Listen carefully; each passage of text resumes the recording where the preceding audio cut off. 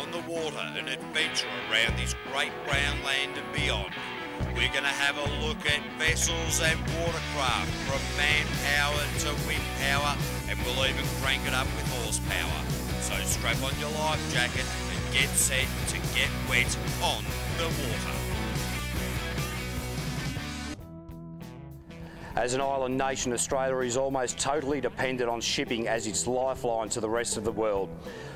The Australian industry transports by sea millions of tonnes of raw materials, manufactured products, primary produce, oil and oil products around the Australian coastline each year.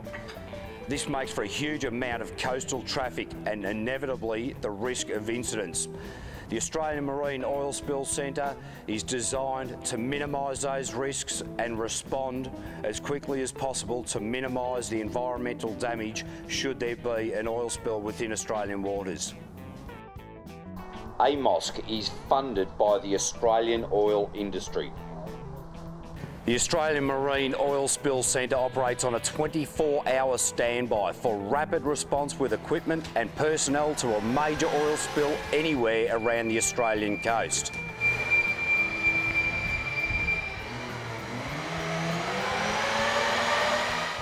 The Geelong location places the response centre at the heart of oil movements in Australian coastal waters and has excellent access to road and air transport.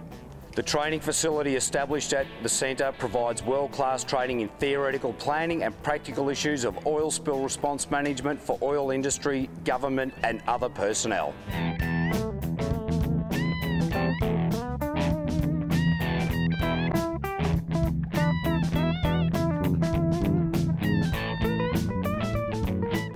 Australian Marine Oil Spill Centre staff are on call 24 hours a day, 365 days a year.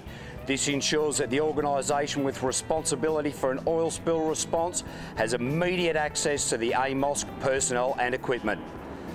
The response group is supported by a core group of 40 highly trained personnel from the participating companies who will respond as AMOSC personnel when required. The $10 million centre houses the latest oil spill response equipment designed to deal with major oil spills. The equipment at Geelong includes container booms and skimmers, a self-propelled oil recovery barge, rope mop systems, oil spill dispersant and application systems, collapsible temporary storage tanks, vacuum oil pickup systems, steam cleaning pressure washing systems, absorbent booms and satellite and radio communication systems. Here we have some 3 kilometres of self-inflatable containment booms in these containers. Now when we come over here and we're having a look at these are inshore containment booms. Now what actually happens with these is they're designed to move with the rise and fall of your high and low tides. The inshore containment boom, air in the top, water in the bottom. The air allows it to rise during a high tide, the water allows it to drop down during a low tide, containing the oil on one side and not allowing the oil to wash up on a beach. There is 70 tonne of dispersant in these 1,000 litre containers and 50 tonne of dispersant in 205 litre containers. The dispersant breaks down the oil so that nature can deal with it naturally. It can be spread by boat or by air.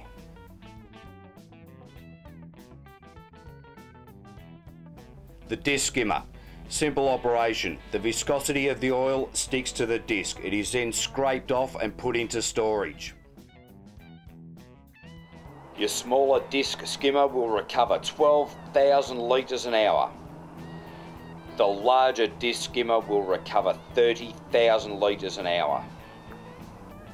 This Lancer barge here will hold 25,000 litres of oil. It's designed for offshore use. All of these containers here are specifically designed to take the right piece of equipment.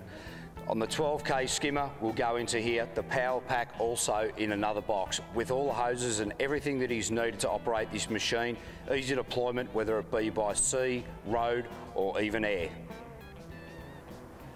The fast tank A shore-based mobile storage unit, fully collapsible, easy to transport, and will hold 9 tonne or 9,000 litres of product.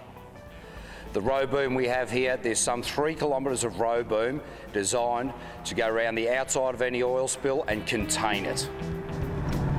Okay, we're having a look at the row booms, our major offshore oil containment lines. They're quick to deploy, and once we've contained it, we can recover the oil. We need to protect our natural coastline and the natural resources that Australia has to offer. AMOSC is leading the world in oil recovery. After the break, we've got some flat out on the water action coming right up. Well, that's it for another week. We hope you've enjoyed the show. So whether you're hanging off the wire or winning in national titles or even sailing over the horizon, remember, a bad day on the water is better than a good day at work. See you next week.